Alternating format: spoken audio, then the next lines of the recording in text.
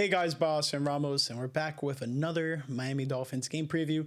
This time, the Dolphins are on the road once again for back-to-back weeks. This time facing the Atlanta Falcons. Not the best matchup for the Dolphins, but let's see if they can ink out a win here. This game will take place October 26th, this Sunday at 1 p.m. Eastern, and the game will kick off on CBS, so go ahead and check it out there. All right, now let's look at the standings. Dolphins are 1-6 so far this season with an 0-4 record on the road. Meanwhile, the Atlanta Falcons 3-3 with a 2-1 record at home. So Falcons have been playing relatively good at home. Now let's talk about some gambling odds. Then we're gonna go over the injuries, and then last but not least, the keys to victory. So if you look at the gambling odds, the Falcons are favored in terms of the spread at -7.5. Over under set at 44.5, and then last but not least, money line Falcons -450, Dolphins +340. Looking at ESPN's matchup predictor, they have the Dolphins favored at a 37.6% chance of winning. Meanwhile, the Falcons are at a 62.1% chance of winning. Now let's move over to some injuries, and we look at the Dolphins side first, since they are the visiting team. And we have Jalen Waddle, wide receiver, questionable with a hamstring/rest. Then move on down, same questionable status here for Julian Hill, tight end, with an ankle injury. Moving on down, Elijah Campbell, safety, questionable with a quadriceps injury. Aaron Brewer, guard, is questionable with an undisclosed injury. Moving on to some injured reserve players, we have Jason Marshall Jr., cornerback, with a hamstring injury. Darren Waller, tight end, on injured reserve with a pectoral. Jason Sanders, kicker, his status hasn't changed from his hip injury. He's still listed on the injured reserve for the Dolphins. That pretty much dates us back to last week's game. Now, if we move on to the Falcons, this one's a pretty hefty one, so be ready. All the guys I'm about to list off are questionable for this upcoming matchup. Jalen Walker, linebacker, groin injury. Zach Harrison, defensive end, with a knee injury. Yes. Billy Bowman Jr., safety, hamstring. Jake Matthews, offensive tackle, and Mike Ford Jr., cornerback, undisclosed. Michael Penix Jr., quarterback, questionable with a knee injury. Same thing for Darnell Mooney, wide receiver, hamstring injury. Tyler Algier, running back, with hip and knee injuries. Divine Diablo is doubtful with a fractured forearm that he suffered to the 49ers. And now let's talk about some injured reserve players. We have Tyron Wheatley Jr., offensive tackle. Sam Norton, offensive tackle, with an ankle injury. Jordan Fuller, safety, with a knee injury. And then last but not least, Clark Phillips III, cornerback, with a triceps/illness. So that pretty much sums up all the injury statuses for both teams here. Real briefly, before we get into keys to victory, let's just talk about how this Dolphins season has been turning out. I'm quite surprised McDaniel wasn't fired and no announcement on whether Tua is starting or not. They kind of been backing him as a starter, which I understand. You're paying the guy a lot of money. But I think some messages need to be sent. And, Mike McDaniel this week pretty much said, you can't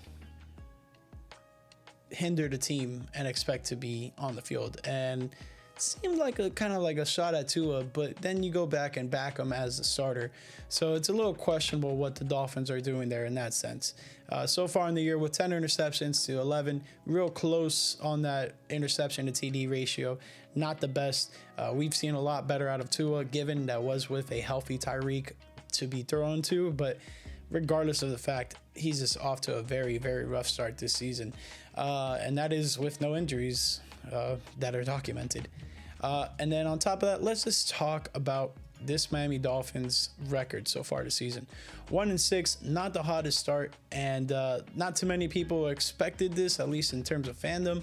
A lot of the outside media sources were predicting this Dolphins team to kind of be where they're at and not be a great team, but I don't think anyone expected it to be this bad. Now, let's exclude weeks 1 and 7, where the Dolphins lost by a combined score of 64-14. Not the best look. But aside from that, you have the Patriots and Bills games. Bills I'll count as a one possession game because you had that late swing off of some of those penalties and turnover. but one possession game there. Win in a one possession game against the Jets, and then lose in 2 one possession games against the Panthers and Chargers. You flip those results around, Dolphins are looking at a 4-3, if not a 5-2 record. So things can be very different for this Miami Dolphins team should things bounce a little bit more in their direction.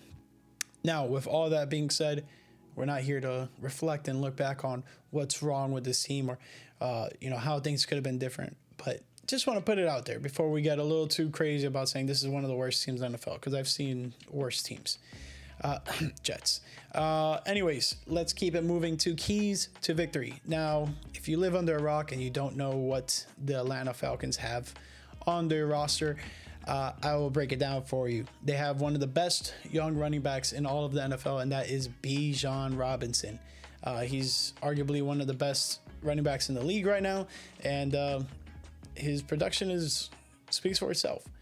So far, 524 yards on the ground this season, off of 97 carries. Not too many rushing touchdowns for him, so not the best look, but he is a force of nature for this Falcons team, and he's the engine that could for this Falcons team. So first priority on the defensive side, if the Dolphins want to find a way to get a win, is to stop/limit Bijan Robinson, which is hard to say because this Dolphins defense has not been able to stop a lot of runners. Quinshon Judkins ran all over them. Kamani Vidal ran all over them the previous week. Rico Dow the previous week. So you get the point there, right? Oh, it's a tough look for them. All right, let's keep it moving to the offensive side of the ball. I don't care who is starting, whether it's going to be Tua, Zach Wilson, Quinn Ewers. It does not matter. Whoever is at quarterback needs to protect the football. The Browns are a very opportunistic secondary, and they were flying around for the football. I don't really expect much different for this Atlanta Falcons team. There's blood in the water, and they know it. So they're going to be going after the football. They're not really going to be trying to tackle guys. So make things simple on whoever is going to be playing quarterback, and quick routes, get it into your playmakers' hands. I think that's what they really failed at doing in this Cleveland Browns game, to get the ball into Waddle's hand early and often. Same thing for Darren Waller. Unfortunately, he's out for this one and the foreseeable future, being on injured reserve. Last but not least, and I gotta say this each and every game apparently, run the dang ball. We have a very young superstar in Devon Achane, should he be given the opportunity. And they seem to stray away from it from time to time. And I understand you were down a lot in that last game against the Browns, but you need to have some type of rushing threat. And the more they stray away from the rushing, the less of a threat there is. So hopefully, moving forward, Achane will be the prominent offensive piece for this Miami Dolphins team, especially if they're planning on moving off of Tua in some near future. You need to have a solid running back, and that right now is Devon Achane. Hopefully, with a little more development, Ollie Gordon gets a little more touches and progresses a little bit more and is able to get more than a yard or two at a time. Every now and then he'll break out a big run, but aside from that, it's been getting stuffed at the line, and that's, to the fault also of this offensive line. So some stuff to be worked on there. That pretty much wraps it up for this game preview of the Miami Dolphins at the Atlanta Falcons. Thank you guys so much for watching, and I'll catch you in the next one. Peace out.